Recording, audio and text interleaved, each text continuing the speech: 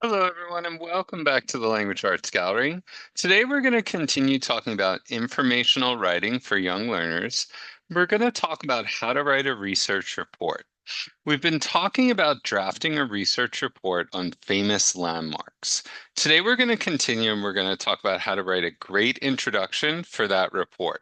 So remember, you can find this lesson and all my academic writing lessons in my Teachers Pay Teachers store, and that is linked in the video description. So in our last lesson, we expanded the body of our research report. In our first draft, we wrote a really good paragraph describing the landmark that we were talking about. Then we drew out that paragraph and we took three details. We made them into three big ideas, gave each big idea its own paragraph, and we added supporting details. So the body of our research report looks pretty good. We've got those three separate ideas, each with its own paragraph, but now we want to do more. We want to create a great introduction. So, what should a good introduction include? Well, it should hook the reader. We want to get that reader's attention with the first sentence. We want our reader to know what it is we're talking about. So, we want to introduce the topic, or in this case, the landmark that we're discussing. We want to give the reader a roadmap. Remember, when your reader reads the introduction, they should get a good idea as to what the rest of the essay is going to be about. So since we've got three big ideas, those three big body paragraphs, we want to tell the audience right away what those three big ideas are. Then we want to tell the reader the main idea of our essay. That's our thesis statement. So let's take a look here at how we can do each one of those things. The first is hooking the reader. There are several different strategies we can use. The first is we can ask a question. Have you ever seen a statue so big that it can be spotted from miles away? We can make a strong statement. The Statue of Liberty is one of the most powerful symbols of freedom in the world. Or we can begin with an interesting fact. More than 4 million people visit the Statue of Liberty every year. Then we want to introduce our topic. So I like this sentence to hook the reader. It says, the Statue of Liberty is one of the most powerful symbols of freedom in the world. I think that's a great opening sentence. So now what am I talking about? Well, I'm talking about the Statue of Liberty. So I'm going to say, the Statue of Liberty is one of the most powerful symbols of freedom in the world. It is also one of America's most famous landmarks.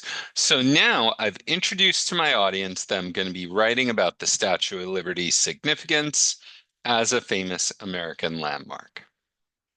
Now I need to go to my roadmap. So remember, we outlined, starting in our first lesson on this, we outlined the three big ideas we're covering: what the statue looks like, where it's located, and what makes it special.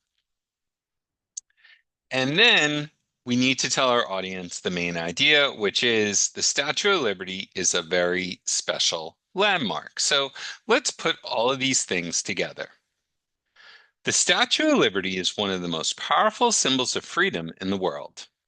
It is also one of America's most famous landmarks. Its appearance, location, and unique history all make it a special landmark.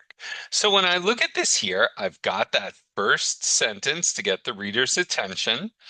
Okay, I've got America's most famous landmarks there. So that's my topic.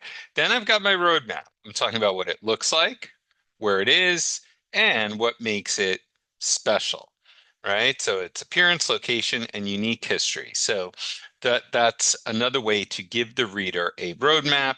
And then I've got that big idea. All of these things make it a special landmark. So that's a very, very good introductory paragraph. When I put those together, I've got a very good revised mentor text. So now what I want you to do is I want you to go back to your seats or turn off our video, and I want you to use this graphic organizer to help you draft a good introduction or help your students draft a good introduction. So we're going to start with our strategies to engage the reader.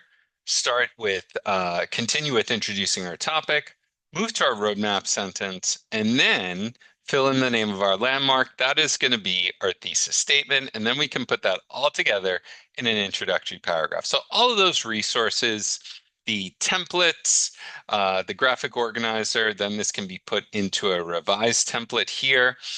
This is all available in this resource, which is in my Teachers Pay Teachers store. So after my students complete their graphic organizer in their seats, I will bring them back to the carpet and allow them to share some aspect of their introduction. Maybe their hook, maybe their thesis statement. And then usually, depending on the size of the group, I'll choose one or two students who can read their entire introduction to the class. All right. Thank you so much for joining me, and I'll see you in our next video at the Language Arts Gallery.